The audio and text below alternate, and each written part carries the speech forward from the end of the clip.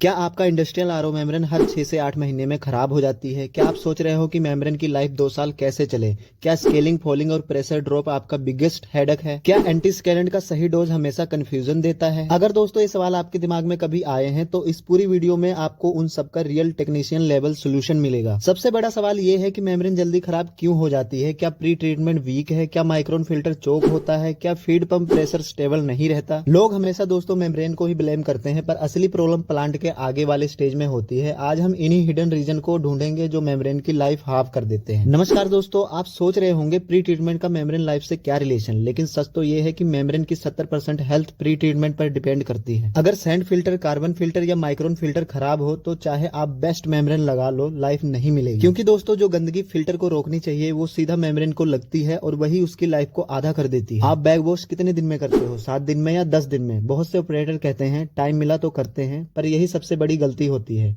Sand filter को 2 दिन में एक बार बैग वॉश करना मैंडेटरी होती है, नहीं तो टर्बिडिटी डायरेक्टली मेम्ब्रेन तक पहुंच जाती है और मेम्ब्रेन की लाइफ वहां से डाउनहिल स्टार्ट हो जाती है। कभी आपने चेक किया है कि कार्बन फिल्टर कितना चोक होता है? क्लोरीन अगर बाईपास हो गया तो मेम्ब्रेन का कोटिंग डैमेज होता है। क्लोरीन यानी मेम्ब्रेन किलर, इसलिए कार्बन फिल्टर को 15 से 20 दिन में एक बार बैग वॉश करो। इससे क्लोरीन कंट्रोल में आता है और मेम्ब्रेन सेफ रहती है। ये तो बात होगी दोस्तों सैंड फिल्टर और कार्बन फिल्टर की। अब बात करते हैं माइक्रोन फिल्टर की टाइमिंग की। सबसे कॉमन सवाल है दोस्तों, माइक्रोन फिल्टर कब चेंज करें? अगर फ्लो स्लो हो रहा है, प्रेशर ड्रॉप बढ़ रहा है या प्लांट की एफिशिएंसी डाउन है तो प्रॉब्लम माइक्रोन फिल्टर ही होता है। यहाँ पे दोस्तों टेक्नीशियन रूल ये है, 15 से 20 दिन में माइक्रोन फिल्टर रिप्लेस करो। ये छोटा फिल्टर मेम्ब्रेन की लाइफ डबल करता है। जो लोग इग्नोर करते हैं उनकी मेम्ब्रेन सबसे पहले फेल होती है। अब समझते हैं दोस्तों एंटीस्केलेंट का असली रोल। क्या एंटीस्केलेंट सही डोज में जा रहा है? क्या डोजिंग पंप कैलिब्रेटेड है? ये 2 सवाल आपकी मेम्ब्रेन की लाइफ डिसाइड करते हैं। एंटीस्केलेंट स्केलिंग को 90% तक रोकता है। अगर डोज कम हुआ तो स्केलिंग होगी, ज्यादा हुआ तो फॉलिंग होगी। बैलेंस ही मेम्ब्रेन की लाइफ का असली सीक्रेट है। तो अब सवाल ये है दोस्तों, डोज कितना होना चाहिए? प्लांट ऑपरेटर हमेशा पूछते हैं सर कितनी एंटीस्केलेंट देना चाहिए? सिंपल रूल है दोस्तों, 3 से 5 ppm स्टैंडर्ड इंडस्ट्रियल आरओ में बेस्ट होता है, लेकिन प्लांट के टीडीएस और फीड क्वालिटी से डोज एडजस्ट होता है। अगर दोस्तों टीडीएस हाई है डोज थोड़ा बढ़ जाता है, अगर टीडीएस लो है डोज कम रखना होता है। राइट डोज यानी लॉन्ग मेम्ब्रेन लाइफ। अब समझते हैं दोस्तों डोजिंग पंप कैलिब्रेशन के बारे में। आपका डोजिंग पंप हर मंथ कैलिब्रेशन मांगता है। अगर दोस्तों कैलिब्रेशन ऑफ हुई डोज गलत जाएगा। डोज गलत यानी मेम्ब्रेन पर डायरेक्टली अटैक। कैलिब्रेशन का सिंपल टेस्ट 1 लीटर बीकर से होता है।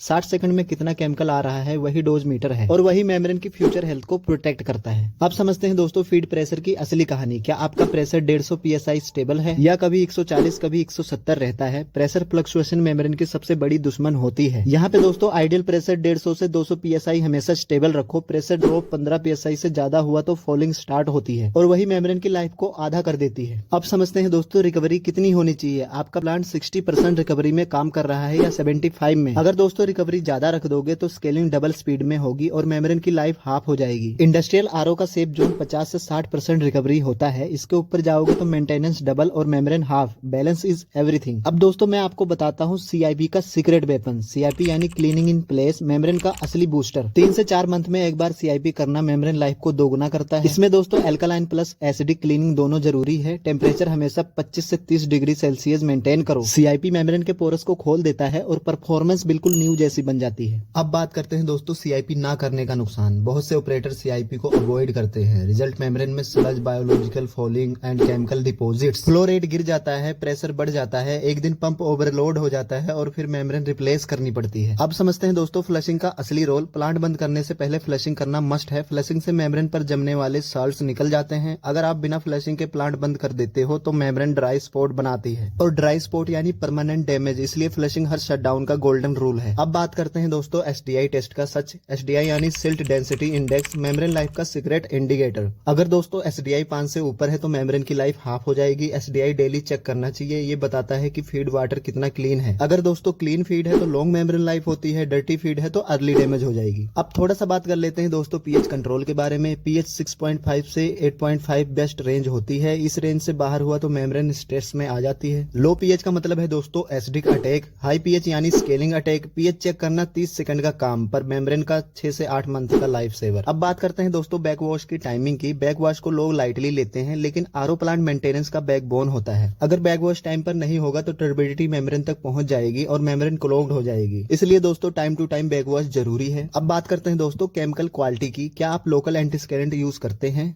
अगर हाँ तो मेम्ब्रेन रिस्क पर चल रही है। लोकल केमिकल में प्योरिटी लो होती है और वो मेम्ब्रेन पर साइड रिएक्शन करते हैं। Always use branded RO chemicals, इससे स्केलिंग कंट्रोल ही नहीं फॉलिंग भी कम होती है। अब दोस्तों मैं आपको ये भी बता देता हूँ प्रेशर गेज कब चेंज करना चाहिए, क्योंकि दोस्तों फॉल्टी गेज यानी फॉल्टी प्लांट रीडिंग, अगर गेज रॉन्ग रीडिंग दे रहा है तो आप प्रेशर को रॉन्ग एडजस्ट कर दोगे और मेम्ब्रेन को रॉन्ग प्रेशर मिलेगा। गेज को 6 से 12 मंथ में रिप्लेस करना बेस्ट है। ये छोटा चेंज मेम्ब्रेन को बड़ा लाइफ देता है। मैं दोस्तों एक फाइनल सीक्रेट बताता हूँ जो मोस्ट पावरफुल है। मेम्ब्रेन को कभी भी आइडल मत रखो। अगर प्लांट 2 या 3 दिन बंद है तो मेम्ब्रेन को प्रिजर्वेटिव सॉल्यूशन में स्टोर करो। सॉल्ट वाटर या कॉन्टिमिनेटेड वाटर मेम्ब्रेन को मार देता है। ये जो भी दोस्तों मैंने आपको बताया है, अगर आप 50% भी फॉलो करते हो तो मेम्ब्रेन की लाइफ गारंटीड 2 गुना हो जाएगी। मेंटेनेंस कॉस्ट हाफ हो जाएगी, प्लांट एफिशिएंसी डबल हो जाएगी और आप एक एक्सपर्ट लेवल ऑपरेटर बन जाओगे। ऐसे ही इंडस्ट्रियल आरओ वीडियोस के लिए चैनल को सब्सक्राइब जरूर करें। बहुत बहुत धन्यवाद दोस्तों।